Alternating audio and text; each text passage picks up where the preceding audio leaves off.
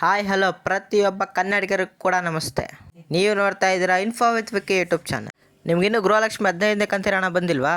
ಮತ್ತು ಇನ್ಮೇಲಿಂದ ನಿಮಗೆ ಗೃಹಲಕ್ಷ್ಮಿ ಹಣ ಬರುವಂಥದ್ದು 3 ತಿಂಗಳಿಗೊಮ್ಮೆನಾ? ಹಾಗಿದ್ರೆ ನಿಮಗೆ ಗೃಹಲಕ್ಷ್ಮಿ 15ನೇ ಕಂತಿನ ಹಣ ಯಾವಾಗ ಬರುತ್ತೆ? ಇನ್ಮೇಲಿಂದ 3 ತಿಂಗಳಿಗೊಮ್ಮೆ ಗೃಹಲಕ್ಷ್ಮಿ ಹಣ ಬರುತ್ತೆ ಅಂತ ಮಹಿಳಾ ಮತ್ತು ಮಕ್ಕಳ ಕಲ್ಯಾಣ ಇಲಾಖೆ ಸಚಿವೆ ಲಕ್ಷ್ಮೀ ಹೆಬ್ಬಾಳ್ಕರ್ ಮೇಡಮ್ ಅವ್ರು ಏನಾದ್ರು ಹೇಳಿದಾರಾ? ಆ್ಯಕ್ಚುಯಲ್ ಆಗಿ ರಿಯಾಲಿಟಿ ಏನು, ಸ್ಪಷ್ಟವಾದ ಮಾಹಿತಿ ಏನು ಅನ್ನೋದನ್ನ ಈ ವಿಡಿಯೋದಲ್ಲಿ ನೋಡೋಣ.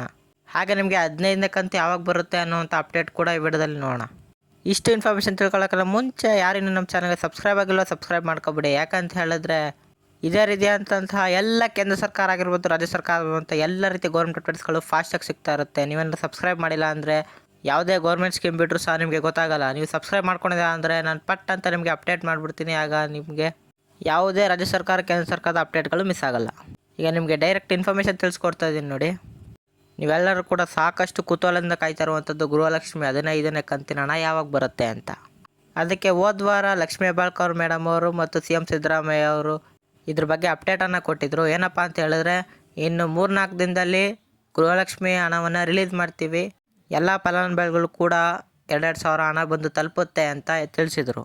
ಆದರೆ 3-4 ದಿನ ಅಲ್ಲ, ಒಂದು ವಾರ ಆದ್ರೂ ಕೂಡ ಇನ್ನೂ ಗೃಹಲಕ್ಷ್ಮಿ 15ನೇ ಕಂತಿನ ಹಣ ಬಂದಿಲ್ಲ.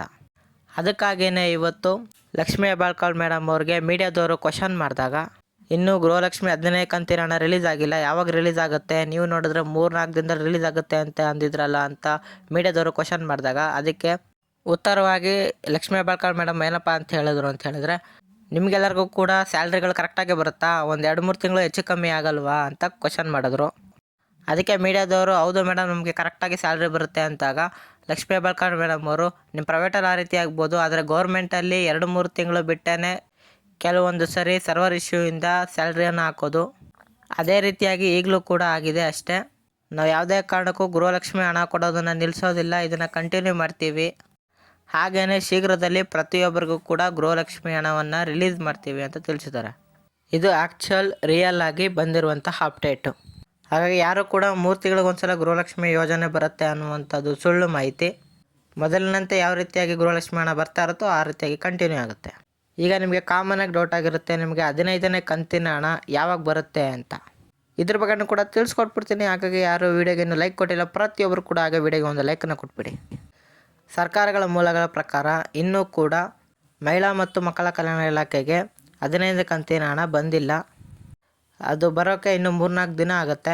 ಅದನ್ನೆಲ್ಲ DBTಗೆ ಪುಷ್ ಮಾಡಿ ನಿಮ್ಮೆಲ್ಲರ ಖಾತೆಗೆ ಬರಬೇಕು ಅಂತಲೂ ಕೂಡ ಮುಂದಿನ ವಾರದಲ್ಲಿ ನಿಮಗೆ ಗೃಹಲಕ್ಷ್ಮಿ ಹಣ ಬರುತ್ತೆ ಅಂತ ಅಪ್ಡೇಟ್ಗಳು ಸಿಕ್ಕಿವೆ.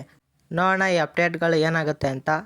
ಮತ್ತು ನಿಮಗೇನಾದರೂ 14ನೇ ಕಂತಿನ ಹಣ ಏನಾದರೂ ಬ್ಯಾಲೆನ್ಸ್ ಇತ್ತು ಅಂತ ಹೇಳಿದ್ರೆ ಅದನ್ನು ನಿಮಗೆ 15ನೇ ಕಂತಿನ ಹಣ ಬರೋಕ್ಕಿಂತ ಮುಂಚೆ 2-3 ದಿನದ ಮುಂಚೆನೇ ನಿಮಗೆ ಹಾಕ್ಕೊಡ್ತೀನಿ ಅಂತಲೂ ಕೂಡ ತಿಳಿಸಿದ್ದಾರೆ. ಇಷ್ಟು ನಿಮಗೆ ಗೃಹಲಕ್ಷ್ಮಿ ರಿಲೇಟೆಡ್ ಸದ್ಯದ ಅಪ್ಡೇಟ್ಸು.